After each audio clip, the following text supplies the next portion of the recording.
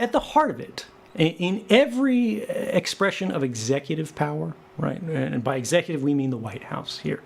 The CIA, the NSA, the FBI, the DOJ, right? These guys exist as a part of the executive branch of government. In a real way, they work for the White House. Now, there are laws and regulations and policies that are supposed to say they're supposed to do this, and they're supposed to say they're not supposed to do that. But when you look at federal regulations, when you look at policies as an employee of government, when you violate these policies, the worst thing that happens to you is you lose your job, because there's no criminal penalty for the violation of these laws.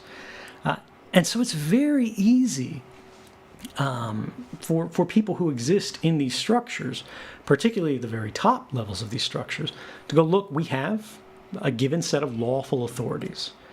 And these are defined very broadly to give us leeway to do whatever it is we think is proper and appropriate and just. Now, take that proper and appropriate and just from the perspective of any given individual, right, and any given president, and now intersect that with what's good for them politically. And that's where problems begin to arise. Now, the safety measure that's supposed to protect us from this in the U.S. system and in any democracy broadly is these people are supposed to be what are called public officials. That means we know their decisions.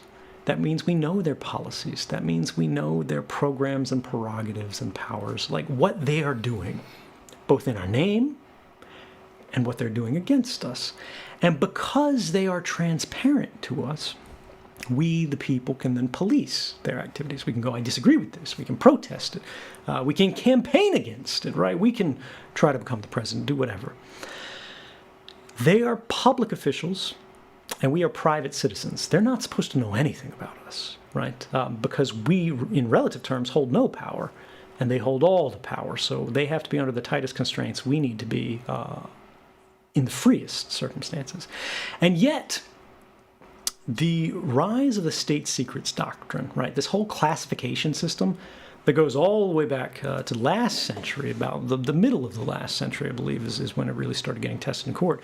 And I think you know more about this in many cases than I do when you start talking about what happened in the FBI and the CIA and the NSA's sort of old dirty work in the 20th century, is they abused their powers repeatedly and continuously. They did active harm to domestic politics in the United States. The FBI was spying on Martin Luther King and trying to get Martin Luther King to kill himself before the Nobel Prize was going to be awarded.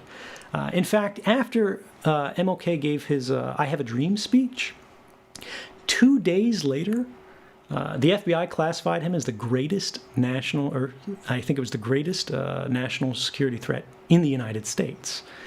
And again, this is the FBI. This is the group that everybody's applauding today, saying, oh, these wonderful patriots and heroes. Now, I'm not saying everybody at the FBI is bad. I'm not saying everybody at the CIA and the NSA is bad. I'm saying that you don't become a patriot based on where you work. Patriotism is not about loyalty to government. Patriotism, in fact, is not about loyalty to anything. Patriotism is a constant effort to do good for the people of your country, right? It's not about the government. It's not about the state. And this is, we'll get into loyalty later, because I think one of the big criticisms against me that should be talked about is they go, look, this guy is disloyal, he broke an oath, he did whatever. Loyalty is a good thing when it's in the service of something good. But it is only good when it's in the service of something good. If you're loyal to a bad person, if you're loyal to a bad program, if you're loyal to a bad government, that loyalty is actively harmful. And I think that's overlooked. But yeah, when you get back into this whole thing about sort of where it came from,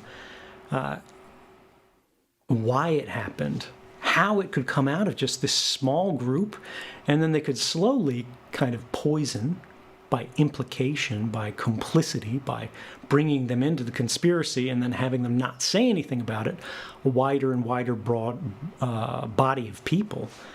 And then once you've got enough people in on it, it's much easier to convince other people that it's legitimate, because they can go, look, we've got 30 people who know about this, and none of them have objected to it. Why are you going to object to this?